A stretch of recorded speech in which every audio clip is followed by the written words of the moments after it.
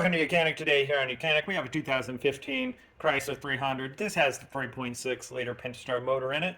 It's a V6 rear wheel drive. So the motor in this is in the inverse location or in line with the vehicle versus if it was transverse over here. All right. So we have a check engine light that's on and we are going to read the code and see what it is and then potentially be able to diagnose it and show you what it is to replace that sensor, and then if you got to do some other work. So to start with, we have an OBD2 scanner hooked up and ready to read the codes. This is UCAN-2. It's Bluetooth hooked up in the vehicle. On this particular vehicle, you're going to need to tap the ignition switch twice.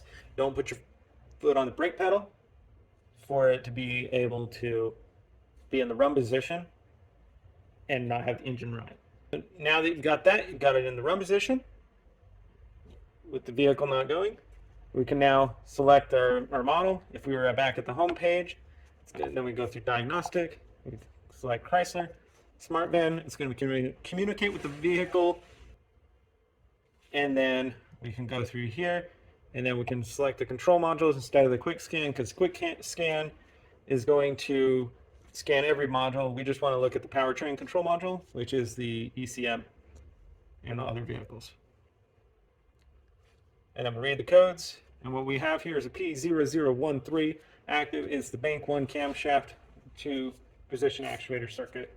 And so that's what, or the actuator, and that's what we'll get back to. All right, so it's telling us that we have bank 1 camshaft to position actuator, and that's what we're going to find. And then be able to show you how to replace that and other things maybe to be looking at. So because this is a V6 motor, you've got two banks. We've got a bank 1 and we got a bank 2. We're going to pop this cover to be able to gain access to the engine bay. And then also there's an 8mm clamp over here on this side that you undo, and then we can pull this out. And then an 8mm clamp on this side that's right next to, it's connected up to this throttle body. We also have one electrical connection, but we don't need to unhook it. We can just put the put that up on top there. So what you're going to see here is the way we find out or figure out which side is bank 1 and bank 2 is the cylinder that is the furthest most forward.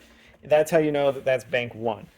So this is actually cylinder 1 on bank 1, because you can see this actually sits further forward than it does on this side. Now, when we're going from bank 1 and bank 2, if we have a sensor 1 or A or B, right? If it's sensor 1, we go from the intake side. So the intake goes through the middle here on the V6.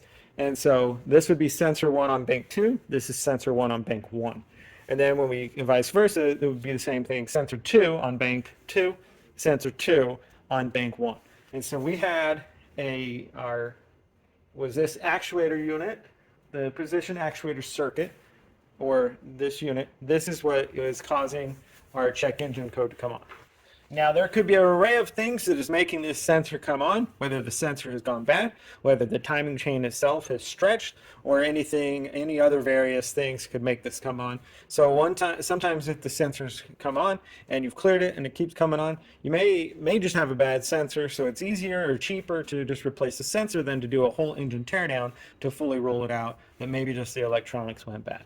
So to do that, we just need to squeeze this little clip here on the inside there, and then we can unplug that electrical connector. We have 3 screws or bolts here, and they are a T25. And so we can remove them.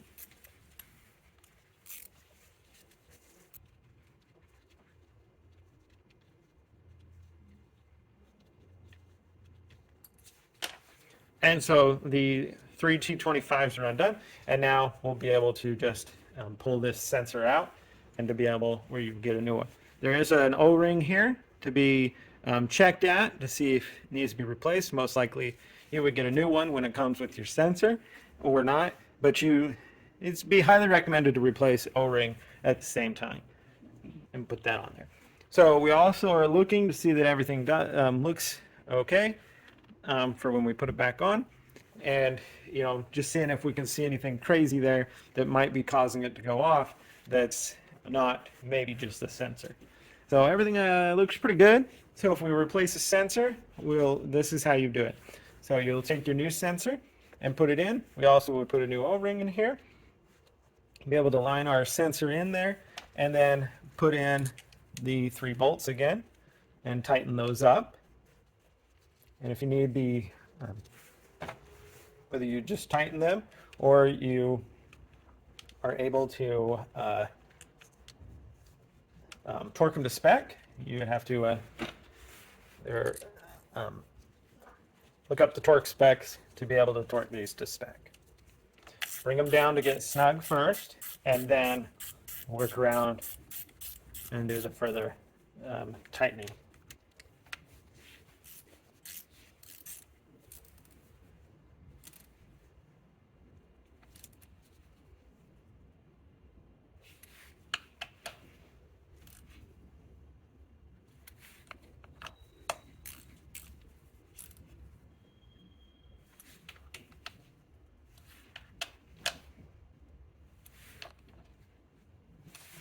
Right, so we've got those all tightened up.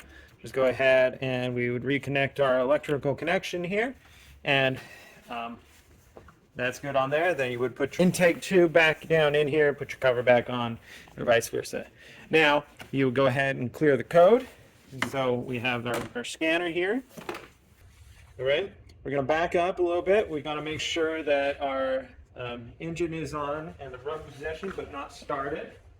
There, and then we hit the control modules again, powertrain control module,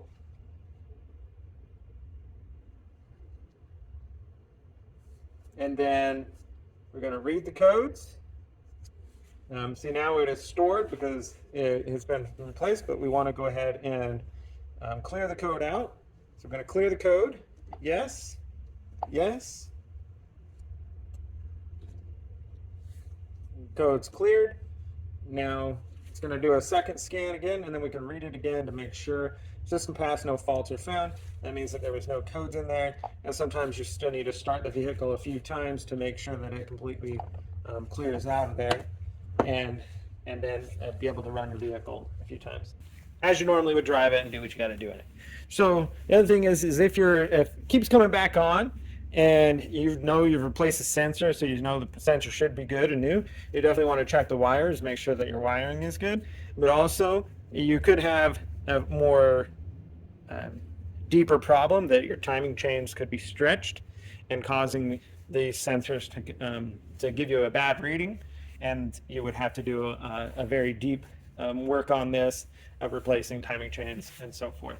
But sensors are easy to replace and to rule out that maybe it's just the sensor, or also to definitely give you the full diagnostic that it might be something more. So that's how you would replace that sensor, this sensor. But if you have sensor 1 on bank 1, or sensor 1 or sensor 2 on bank 2, you repeat that same process for either one of those sensors. Thanks for watching Mechanic, where you can be the mechanic.